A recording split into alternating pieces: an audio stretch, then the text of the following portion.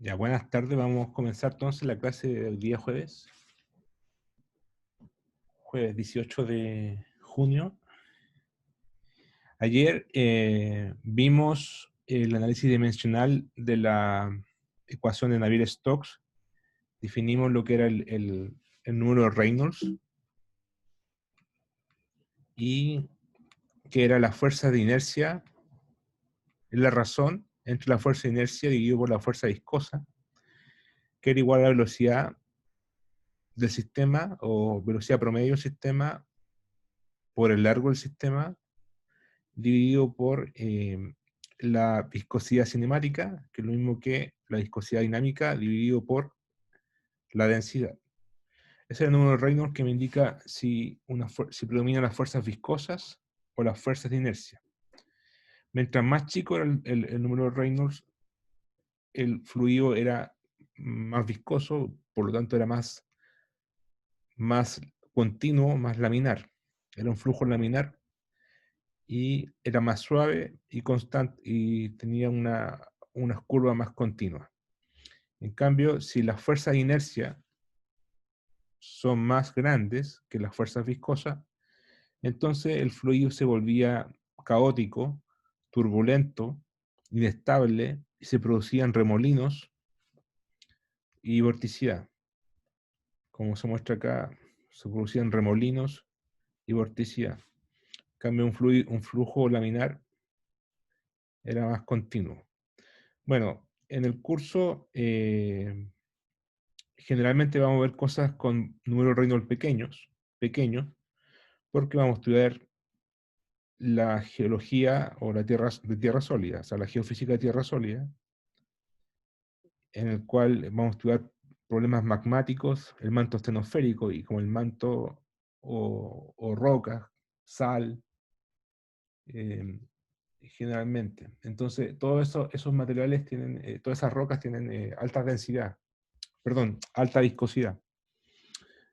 El manto estenosférico tiene alta viscosidad, por lo tanto, si la viscosidad es alta, el número de Reynolds se achica, y eso hace que el flujo sea laminar. Y además tiene otra ventaja, que era que la ecuación se reducía a la ecuación de Stokes. Se eliminaba un término, eso lo vimos ayer, se eliminaba un término donde aparecía la aceleración, y se reducía a la ecuación de Stokes, que era esta. Entonces nos quedaba una ecuación con tres términos, que es la ecuación de Stokes, sin términos inerciales. Entonces, generalmente vamos a resolver esta ecuación, ¿ya? En la cual está el gradiente de presión menos el gradiente de presión más el término de difusión, que es la viscosidad por el laplaciano de la velocidad, más la fuerza de inercia.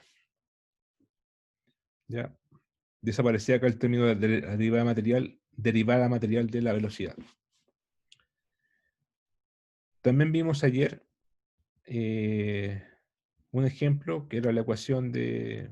Bueno, vimos el primer flujo que ustedes también vieron en el auxiliar, que es el flujo de Couette, que es el flujo de los canales o de los ríos, en los cuales teníamos una velocidad máxima en la parte de arriba y disminuía linealmente hacia abajo en el fondo del canal con velocidad cero, todo con flujo con una velocidad 100% horizontal, sin componente vertical, y la dependencia de la magnitud de los vectores de velocidad era solamente en z.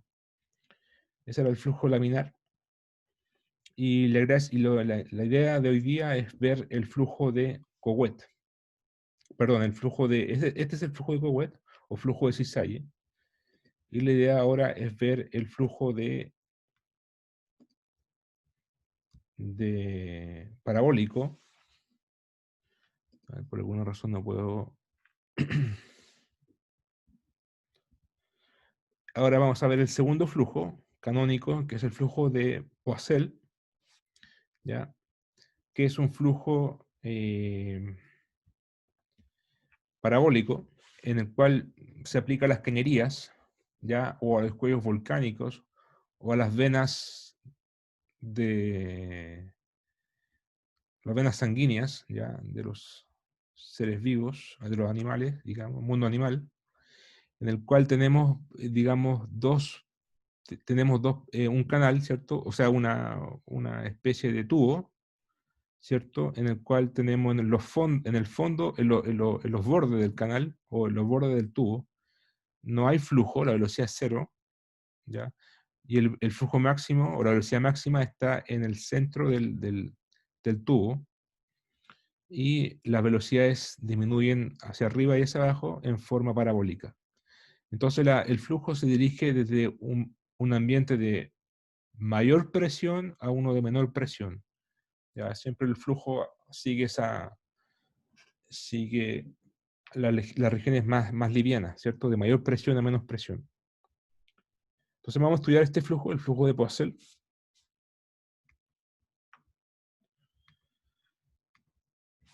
el cual se puede ver de tres formas, ¿ya?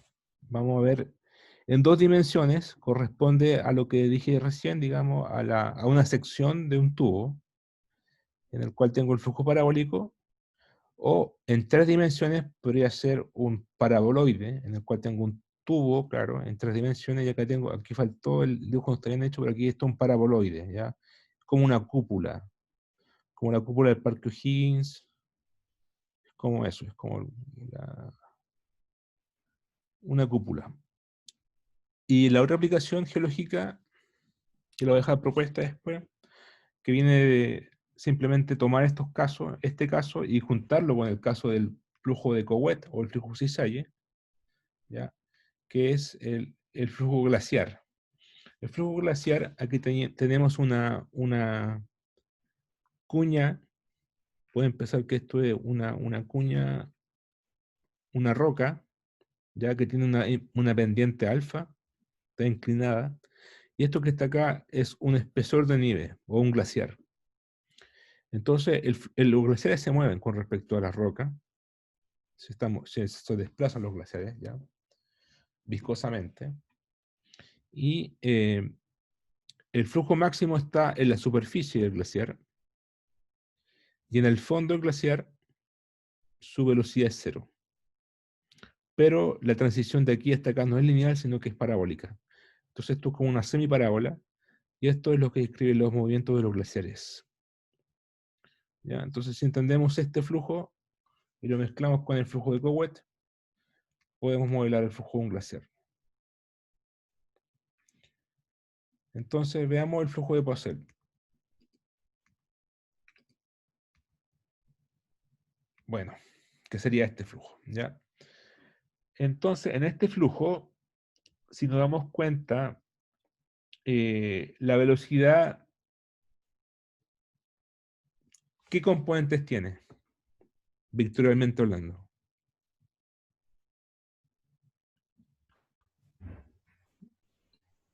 Componente X. Componente X solamente, ¿cierto? Y la magnitud de X, perdón, la magnitud del vector B sub X, la magnitud de B sub X, o decir, de la componente X de la velocidad, solo depende de la profundidad, ¿cierto? Hay que saber que las flechas aumentan según la profundidad. Es decir, B sub X depende solamente de Z. Entonces, como dijimos recién, B sub Z es 0, B sub X no, pero B sub X tendría dependencia solamente en Z, por lo tanto, de B sub X a dx es 0.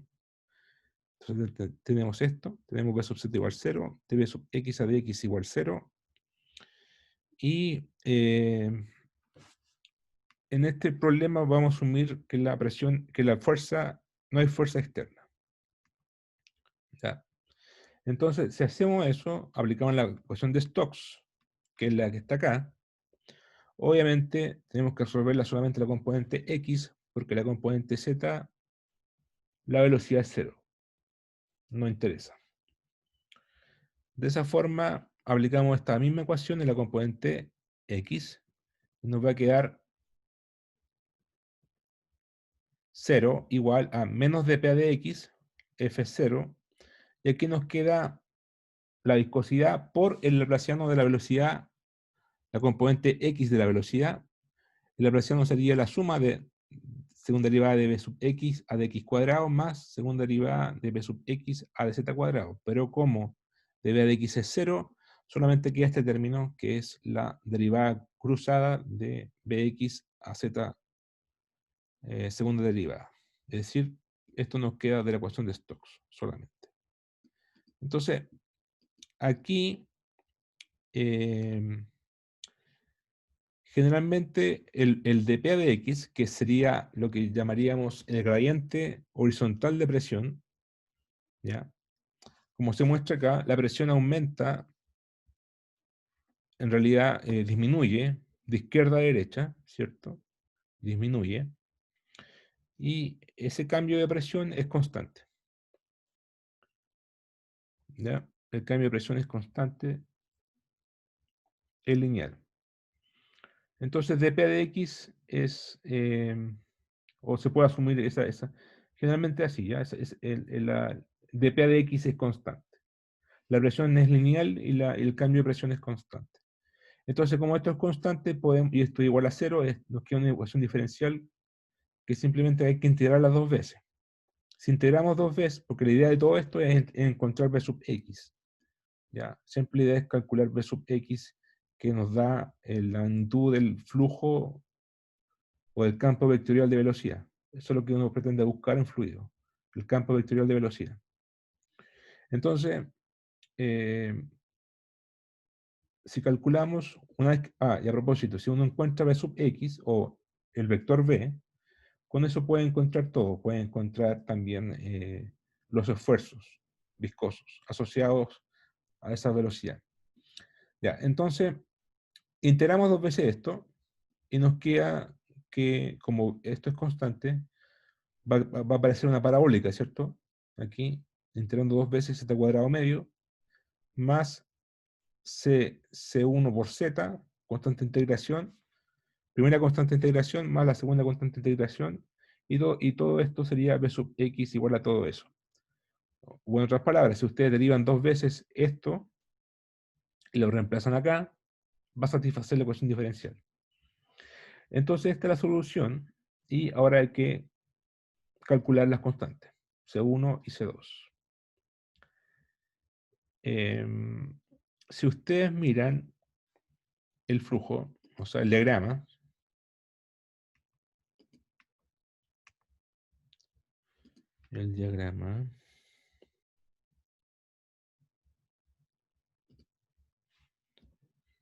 aquí, ustedes pueden ver que en torno a el flujo máximo, como lo pueden ver, está en el medio, está en el centro. Entonces hay una simetría en la parte superior, en la primera mitad de la parte superior con respecto a la segunda mitad o la parte inferior de la mitad, digamos. O sea, la mitad inferior y la mitad superior son simétricas. El máximo está acá y los ceros están en los bordes. Entonces, si definimos un sistema de coordenadas tal que z igual 0 esté ubicado aquí, aquí faltó un poco, ahí está, como esto.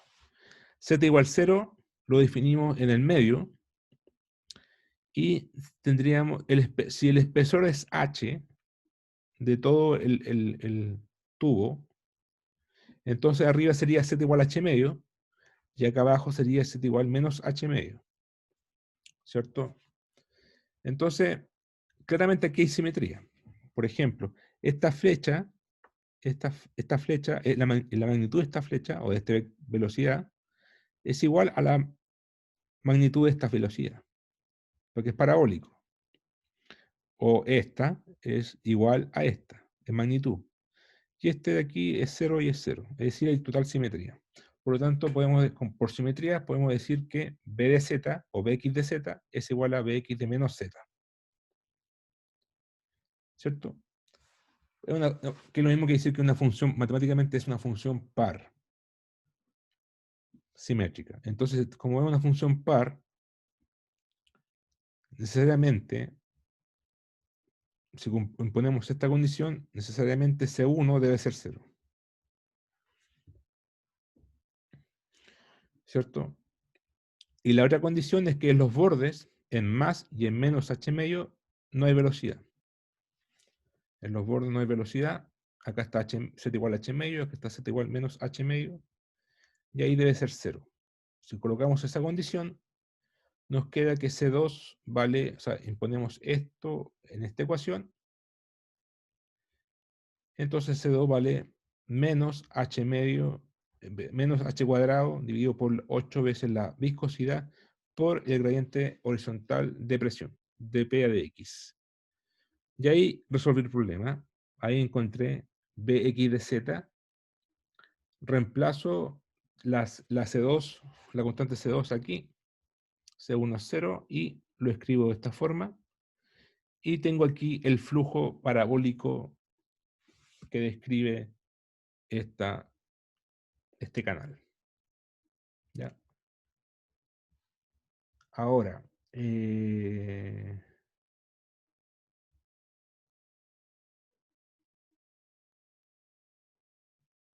pregunta. ¿Z cuadrado es menor o mayor que h medio cuadrado? En Menor. general. Menor, ¿cierto?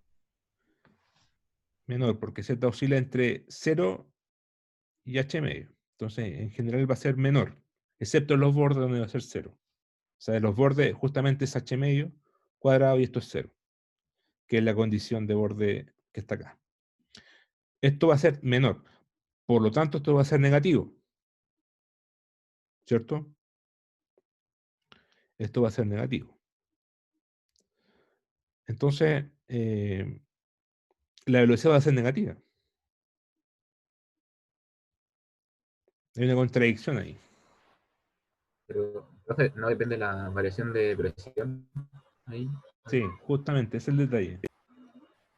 En realidad no es negativa, es positiva. Lo que pasa es que dp de x es negativa. Entonces, negativo por negativo, positivo. Dp de x, ¿por qué es negativa? Porque el flujo va de mayor a menor presión.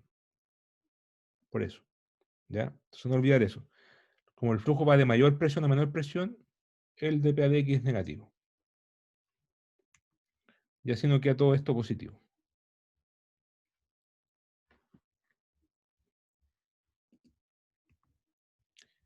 Ahí tenemos la velocidad, ¿cierto? Parabólico. Y para calcular el esfuerzo viscoso,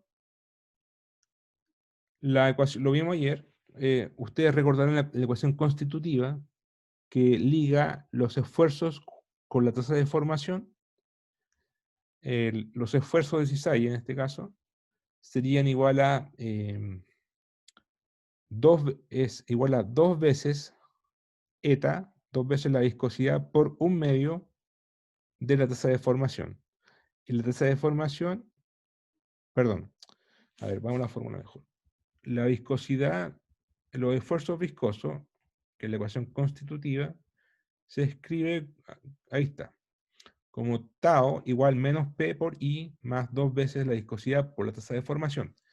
En este caso estamos estudiando los esfuerzos de cisalle. Por lo tanto, P por I va a ser 0 porque no hay componente isotrópica, porque estamos en la componente cruzada, XZ. Entonces, este es 0. Entonces, los esfuerzos de cisalle son 2 veces eta por la tasa de formación. Pero la tasa de formación, como se muestra acá, es igual a un medio de B a de XJ más de BJ a de XY. Si lo ponemos aquí como B, reemplazamos el I por X y el J por Z, nos va a quedar que este es 0 porque BZ es 0. Entonces nos va a quedar solamente de BX a de Z. Aquí tenemos un 2 eta por un medio, se van los dos, entonces nos va a quedar eta por dB a dx a dz. Y eso es lo que está acá. Si se dan cuenta. Ahí está. Eta por dBx dz. ¿Ya? Y como conocemos Bx, aquí está, derivamos con respecto a z y nos queda eso. Nos queda que el esfuerzo de cisalle viscoso es de P a de X por Z. Por Z. Lineal. Queda un esfuerzo de cisalle lineal. Si el flujo es parabólico, entonces el esfuerzo es lineal. Y se puede representar así, en el cual tenemos, digamos, el máximo. Ah, ojo, como el lineal, el flujo máximo está en el medio. O la velocidad máxima está en el medio. Y la velocidad mínima está en los bordes, arriba y abajo. En cambio, el esfuerzo es al revés. Los esfuerzos máximos en magnitud están en los bordes y los esfuerzos de cisalle mínimos están en el medio. Sale de acá.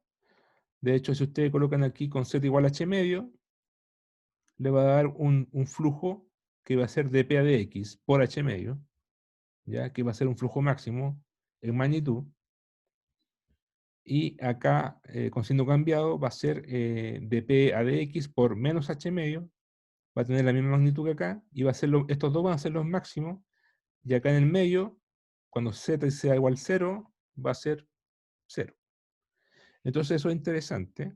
Los esfuerzos de cisalle son máximos en la superficie de la cañería. ¿Y por qué? Bueno, aquí dice soportando el roce. O sea, una forma de entenderlo es la siguiente. Como la velocidad es mínima, hay mayor esfuerzo de cisalle que lo resiste, el movimiento, no lo deja fluir, ¿cierto? Si el esfuerzo de cisalle es cero, se alcanza el máximo flujo. El fluido fluye con su máxima energía. Entonces, los mínimos en los mínimos de velocidad tenemos el máximo esfuerzo de cisalle viscoso, y en los máximos de velocidad tenemos los mínimos esfuerzos digamos, que dejan libre al flujo, al fluido. ¿Ya? Eso es lo que está pasando, así funcionan las cañerías en el fondo. ¿Ya? En los bordes, donde está el roce con la superficie de la cañería, la velocidad es menor, pero en el centro es máxima. ¿Ya? Es bastante esperable en todo caso. No hay roce, no hay. Bueno, esto es el flujo 2D. 2D. ¿Qué pasa ahora con con el 3D, un paraboloide?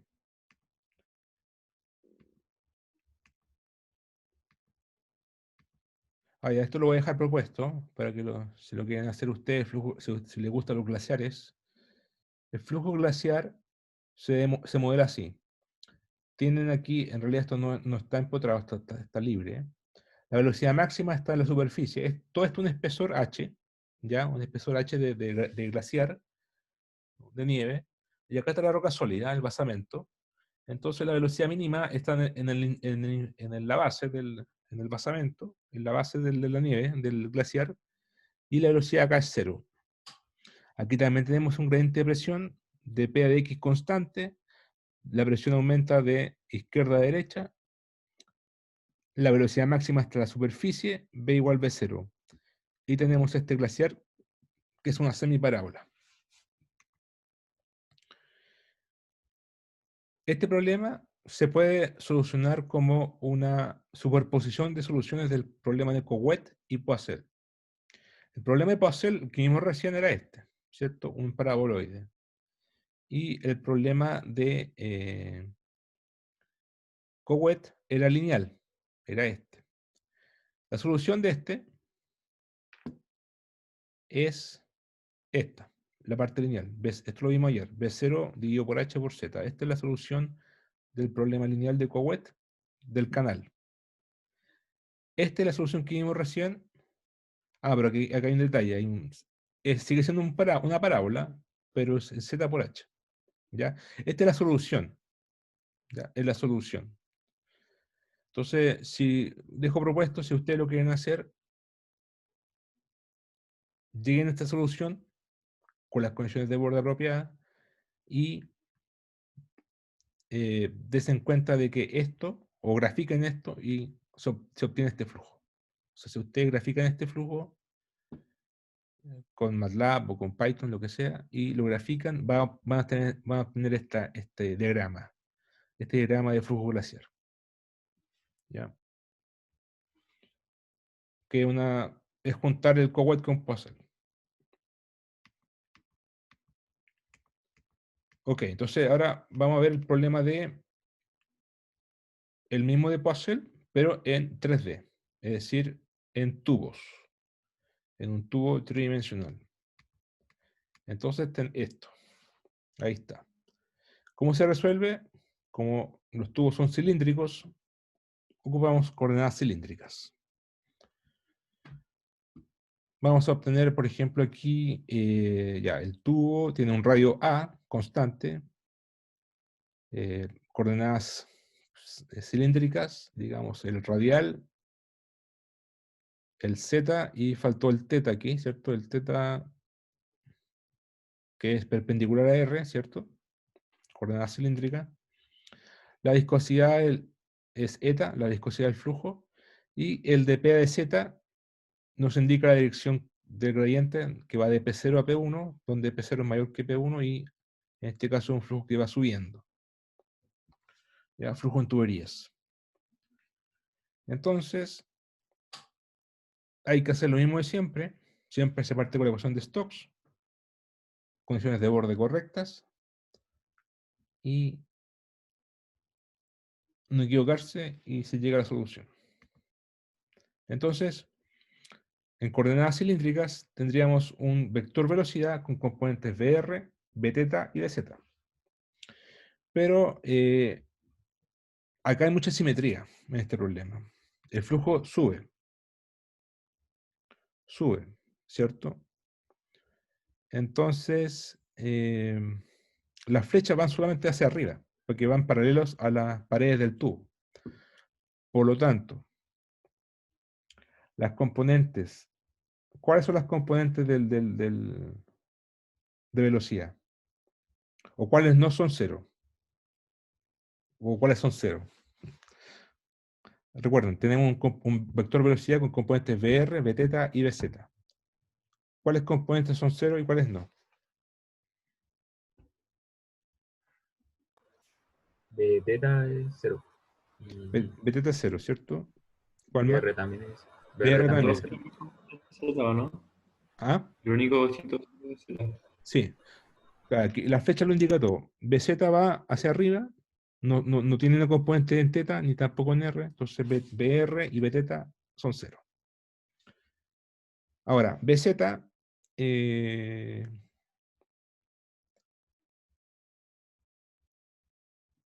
claro, aquí no aparece en este dibujo, pero si lo viéramos en este dibujo, ahí, bueno, aquí tampoco está bien dibujado, pero esto es un paraboloide, ¿ya? Es un paraboloide. Entonces la magnitud de estas flechas, la magnitud de estas flechas van a aumentar, van a depender solamente de su distancia al centro del tubo, ahí.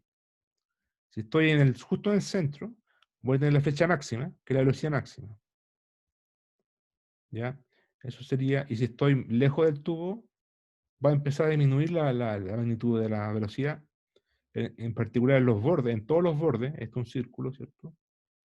En todos los bordes, esto es una cúpula, un paraboloide, es cero.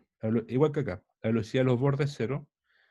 Entonces, ¿de qué depende la velocidad v sub z en términos de las coordenadas? R y teta. Depende Lo de R, ¿no? de R nomás, ¿cierto? Ah, a ver qué va a ser simétrico. Va a ser simétrico, sí. De teta no va a depender. Entonces, tenemos, aparte de que BR y BTT es 0, vamos a tener que B sub Z solamente depende de R. Entonces, ocupamos la ecuación, aquí está la ecuación de Navier-Stokes. Vamos a ocupar solamente la componente en B sub Z. Y vamos a asumir que la fuerza exterior es 0, la fuerza externa es 0. Y aplicamos el laplaciano. Entonces las componentes de Bz a de teta y de Bz a de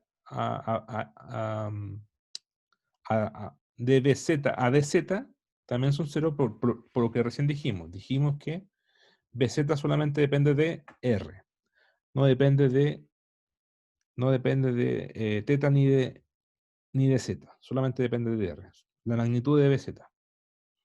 Entonces, nos va a quedar solamente en el laplaciano la componente nr. Y aquí hay que tener un poco de cuidado porque estamos en coordenadas cilíndricas. Entonces hay que ocupar el laplaciano en cilíndricas, que está dado por esta expresión. ¿Ya? Está dado por esta expresión. Aquí pase dividiendo el F0, multiplique por 1 sobre eta, y este eta queda en el gradiente de presión de P de Z. ¿Ya?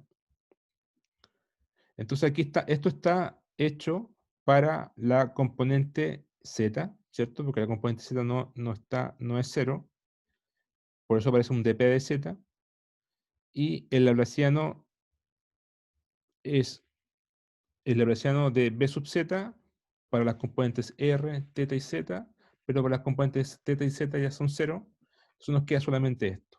Se despeja, corremos esto para el lado derecho y nos queda esta ecuación. ¿Ya? Entonces, cuando se resuelvan estos problemas hay que tener cuidado con si ocupamos cilíndrica o esféricas, hay que ocupar bien el laplaciano, ¿ya? Con las componentes, o sea, con todos sus términos. Bueno, dp de z es constante. Aquí está la presión. El cambio de presión, aquí está. dp de z es constante. El cambio de presión de aquí hacia arriba es una constante. Por lo tanto, si esto es constante, es más fácil integrar esto. Si esto es constante, supongamos que esta constante la llamamos, qué sé yo, K1, por ejemplo, K sub 1. Entonces ustedes multiplican el R para el lado derecho, ¿ya? Multiplican el R para el lado derecho y integran sobre R una vez. Después pasan dividiendo, integran una vez, ¿cierto? Va a quedar un R cuadrado. Después pasan dividiendo el R y integran otra vez. Aparece una segunda constante de integración y la solución es esta. Es esta.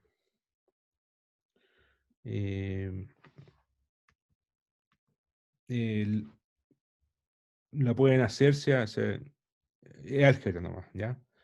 O sea, ustedes pasan multiplicando el R acá, integran una vez, aparece una constante de integración, después pasan dividiendo el R, aparece un logaritmo después, y nos queda esta solución. Si ustedes colocan esta solución aquí, va a satisfacer esta ecuación diferencial. Entonces tenemos esta como solución, pero ahora hay que encontrar las constantes, K1 y K2. Hay que ocupar ahora condiciones de borde. ¿Qué condición de borde observan acá? En R igual alfa vale 0. En R igual A vale 0, ¿sí? Eso. ¿Y cuál más?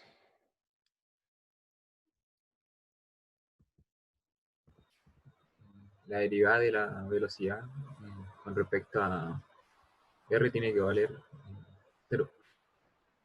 En 0.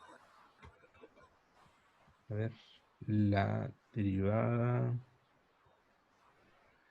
Ah, ¿La derivada o la O velocidad? sea, la derivada de la velocidad con respecto a r en r igual 0 tiene que ser 0. Porque es máximo la velocidad en medio. Ah, la derivada. Ya. Es que el signo, en el fondo. Sí, sí. Eso es cierto. Si usted, de hecho, hagámoslo así mentalmente. Si ustedes dirían con respecto a R esto, le va a quedar una constante por R, ¿cierto? Acá. Aquí va a ser un 2R, una constante por un R. Esto va a valer 0 ya que va a valer 1 sobre R, ¿cierto? K1 dividido por R, ¿cierto? Y eso debe ser igual a 0. Entonces, si ponemos R, esto va a quedar 0 y va a quedar K1 dividido por R con R igual 0. O sea, nos queda indefinido, ¿cierto? Sí, eso queda indefinido. Indefinido, ¿cierto? Entonces, para que nos quede indefinido, ¿qué hacemos? Multiplica por. No sé, Hacemos K1 igual, K1 igual 0.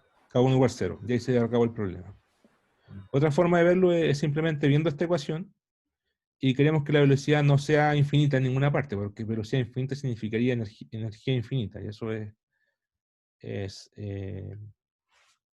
físicamente imposible. Entonces, la única forma para que ocurra eso, en R igual 0, es que K1 valga 0. Porque el logaritmo en 0 no está definido. ¿Ya? O es menos infinito, ¿no? Ya. Entonces, K1 debe ser 0. ¿Ya? Entonces, aquí está lo que dijimos recién.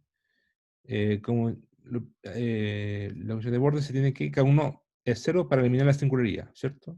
Entonces K1 es 0. Y lo segundo es que en los costados, en los bordes, BZ de igual a valga 0. Si ocupamos esto, nos va a quedar que K2 vale esta constante. Y esta constante la reemplazamos acá. Esto es 0. Factor común. Y tenemos la solución. BZ vale menos 1/4 eta delta P de delta Z por A cuadrado menos R cuadrado. R es menor o igual que A. ¿Cierto? Obvio. Está dentro del tubo. Por lo tanto, esto es negativo.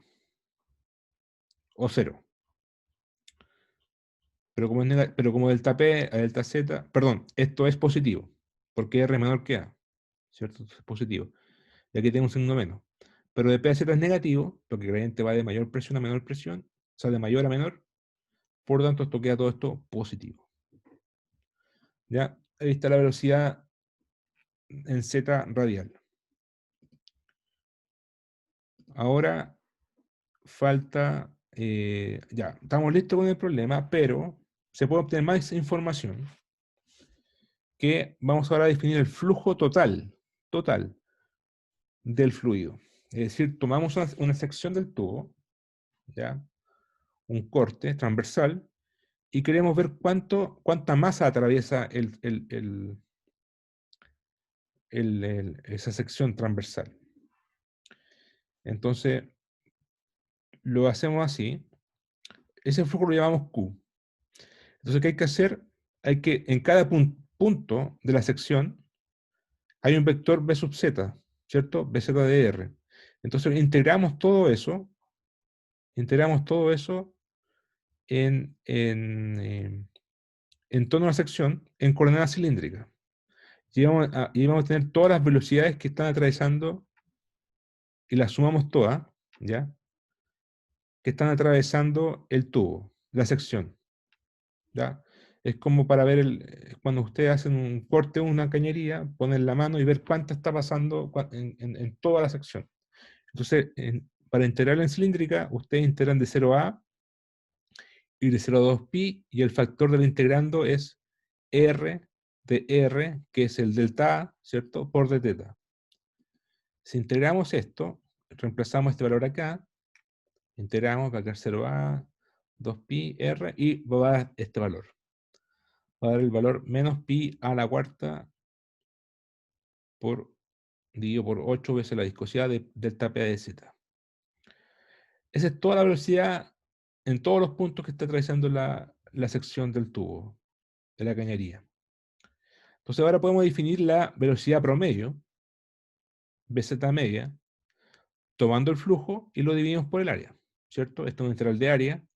Entonces tomamos el área total, que es pi a cuadrado del círculo, de la sección transversal, y tenemos la velocidad promedio. Y esa velocidad promedio nos da menos a cuadrado. Acá se equivocó mi ex auxiliar. Es un a cuadrado ahí. ¿Ya? Eso es un a cuadrado. No es una a la cuarta. Entonces, nos queda la velocidad promedio a cuadrado menos 8 eta por delta P de delta Z.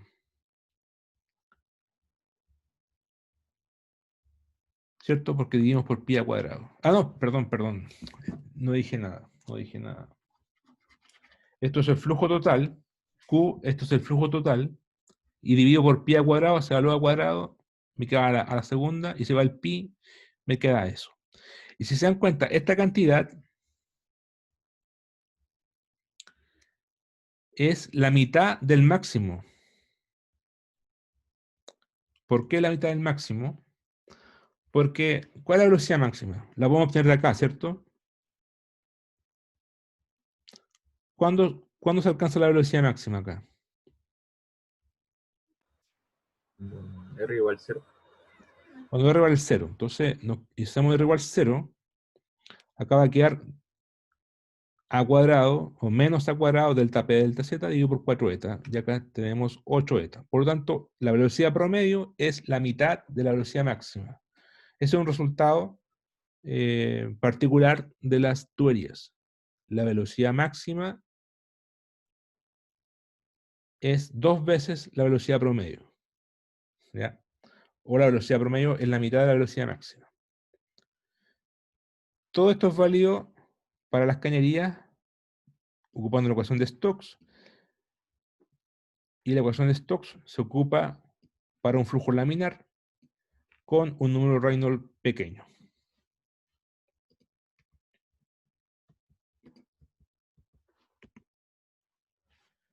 Ahora vamos a hacer una definición física del factor de fricción F.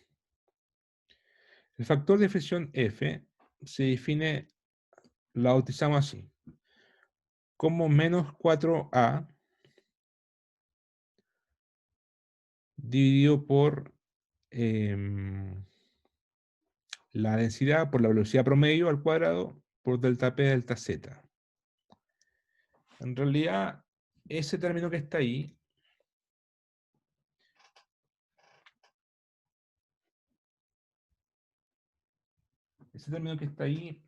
es un término adimensional. Porque, bueno, este A de unidades de metro, Z tiene unidades de metro, y si usted multiplica una velocidad al cuadrado por una densidad, se hace el trabajo, le va a dar que tiene unidades de presión. Entonces, esto con esto se van a ir. Es decir, todo esto tiene dimensiones adimensionales. Otra forma de ver esta ecuación es colocar delta P a delta Z dividido por ρ BZ cuadrado dividido por 4A.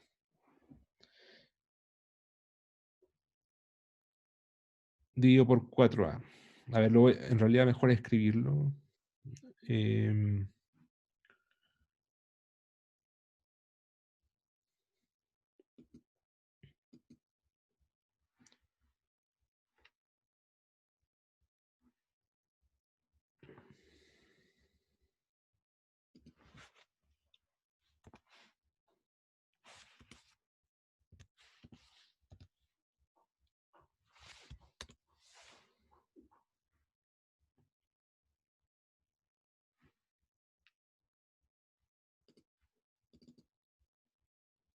Entonces el factor F es igual a menos dP a de Z dividido por la densidad, voy a ponerlo así como ρ, por la velocidad promedio al cuadrado, velocidad media al cuadrado, dividido por 4a. Pero en realidad pongámoslo así como 2a, ¿ya? 2a y el 2 afuera. Es lo mismo, pero tiene un significado físico que ya voy a mostrar. Ya. Eso es, ¿cierto? Eso es lo mismo que está escrito arriba de P de Z dividido por ρ por BZ promedio al cuadrado dividido por 2a por 2. Entonces, si tomamos este término, el BZ, el ρ por BZ promedio al cuadrado dividido por 2, perdón, voy a ponerlo así mejor, 2 multiplicado por 2a. Ahí sí. Voy a tomar este término, fíjense bien, eso. Ese término, ρ por BZ promedio al cuadrado dividido por 2, dejo el 2a como un factor multiplicador, y volvemos al problema acá. Lo que marqué recién fue esto. Marqué un medio de ρ por BZ promedio al cuadrado. Y esta ecuación tiene un significado físico que corresponde a la presión fluidodinámica media. Media. Si ustedes se acuerdan de los cursos de Planck de primer año, cuando vieron, me imagino que vieron las ecuaciones de Bernoulli, ¿no? Hace mucho tiempo, por fin no me acuerdo. ¿Vieron No, la a ver, ecuación de Bernoulli? creo que sí. El hecho de que un fluido se mueva, es decir, que tenga una velocidad, hace que tenga una presión. Es cosa de que ustedes pongan su mano en el agua, cuando se está moviendo el agua, sienten una fuerza. Y esa fuerza es una presión, que la sienten en la superficie de su mano. O cuando están en un lago, en la piscina o en el mar, sienten una presión. Y eso es meramente por la velocidad del agua. Entonces, esa presión es esto, es un medio de ρ por la velocidad promedio al cuadrado. Entonces, por eso se llama presión fluidodinámica media. Y como eso está dividido por 2a, por eso lo coloqué así como el factor 2a distinto, separado, en la ecuación, voy a reescribirlo a punto, así que estamos improvisando con este sistema de clases en cuarentena, pero ahí puse el 2a aparte, ¿ya? Entonces, en el fondo estoy diciendo aquí, esto es la velocidad, esto es la presión fluidodinámica media, dividido por un factor 2a, y ese factor 2a es el diámetro, ¿cierto? Esto es el diámetro de la sección, ¿cierto? El 2a es el diámetro del círculo. Entonces, eso significa que es una dimensión característica, o que es la dimensión típica. Entonces, si yo tomo esta presión fluidodinámica, la divido por su diámetro típico, estoy como en el fondo tomando el gradiente de presión real y lo divido por algo típico. Eso estoy haciendo. Estoy como lo hicimos ayer. Estamos haciendo adimensional los gradientes de presión. Eso estamos haciendo acá. O sea, tenemos un gradiente de presión variable y lo divido por algo constante. El A es constante, la velocidad promedio es constante, la densidad es constante. Pero en el fondo es para hacerlo adimensional. Entonces, esto sería el factor de fricción para el problema que resolvimos recién. El factor 2a también nos sirve para encontrar el número de Reynolds del problema. El número de Reynolds del problema se calcula utilizando las variables típicas del sistema. El número de Reynolds siempre va a ser la densidad del sistema por una velocidad por un largo dividido por la viscosidad. El largo va a ser el ergotípico, y el ergotípico es el diámetro, 2A. Y la velocidad típica va a ser la velocidad promedio. Entonces, este es el número Reynolds del problema. Ahora, la gracia de todo esto es que si ustedes multiplican el número Reynolds, que es este valor, por F, esto también es adimensional, ¿ya? Lo multiplican, le va a dar que eso vale 64. Es un resultado único para las cañerías y para un fluido laminar. Entonces, el factor de fricción se puede escribir como 64 veces 64 dividido por el número Reynolds. ¿Ya? Lo cual es válido para un flujo laminar solamente.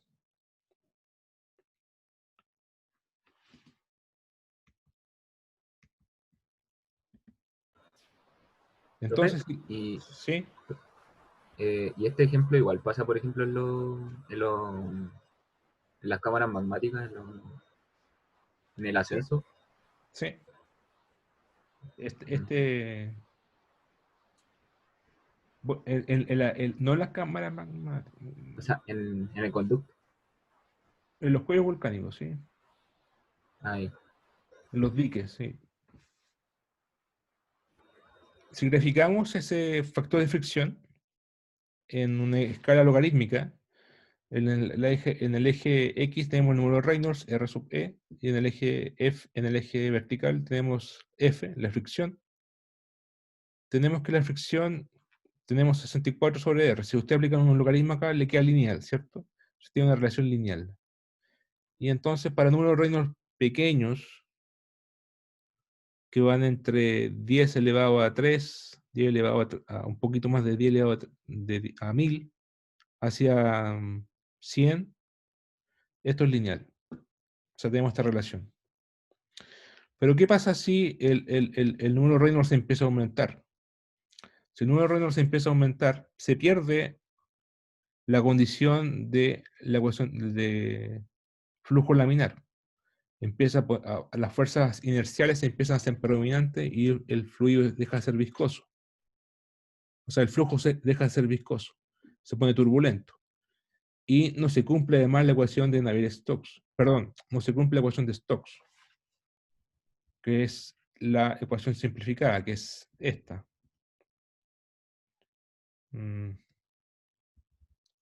Esta. Esta es la ecuación de Stokes. Y todo lo que hicimos, todo esto, encontramos una solución analítica que se cumple porque el número Reynolds es pequeño, porque eso parte de aquí. Pero si el número Reynolds no es pequeño, es decir, es un flujo turbulento, hay que resolver la ecuación de Navier-Stokes, que es más complicada, que es la ecuación que está acá. Que es la misma que la de Stokes, pero se le agrega el término inercial, que es este.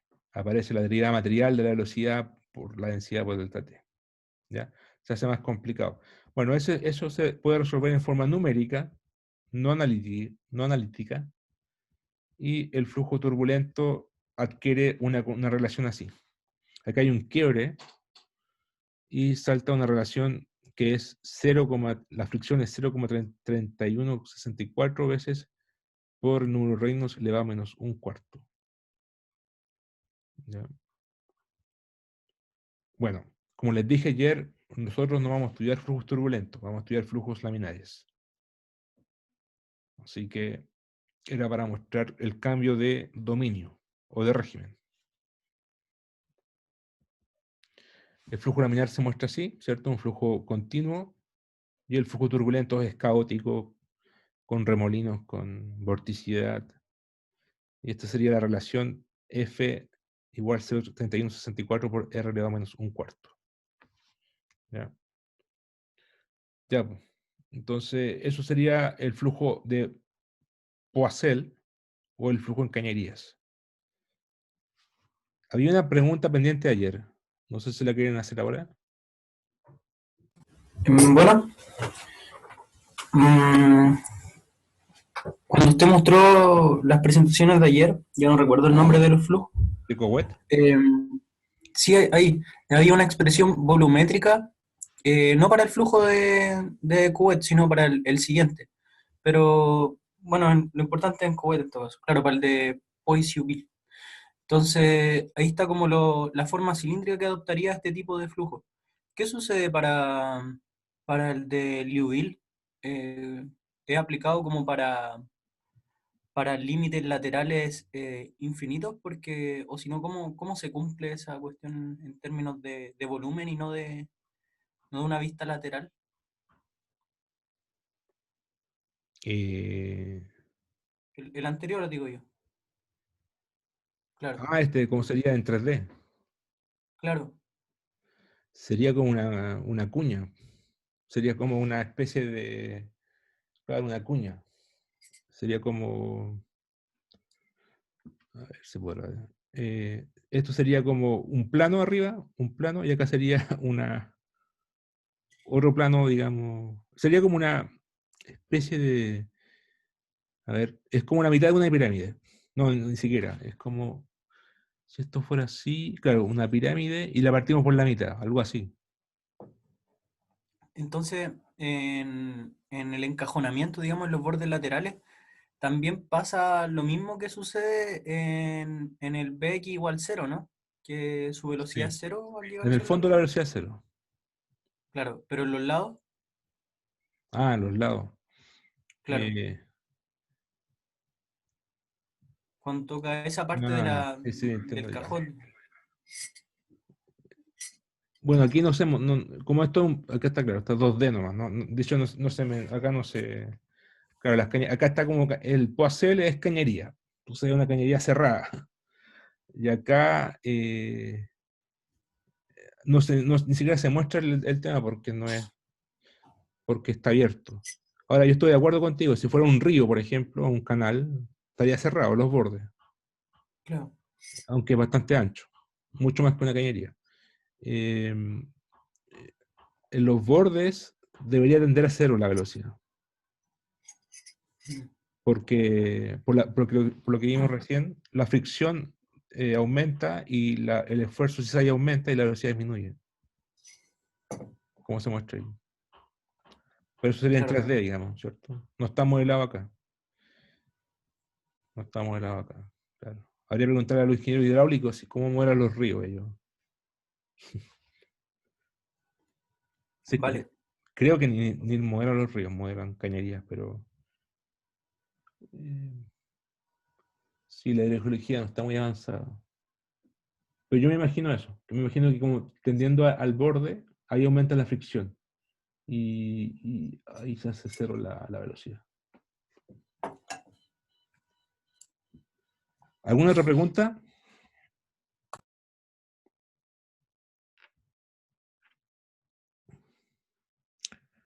Bueno, ya estamos a 18, así que no dejen la tarea a última hora. No es difícil, pero hay que hacerla de forma ordenada para que lleguen los resultados sin complicaciones, así que no la dejen a última hora, mi consejo, para que no se estresen. Y eso, que tengan un buen fin de semana. Vale, profe, a usted igual. Ya, profe, igual, que te bien. Chao. Chao, chao.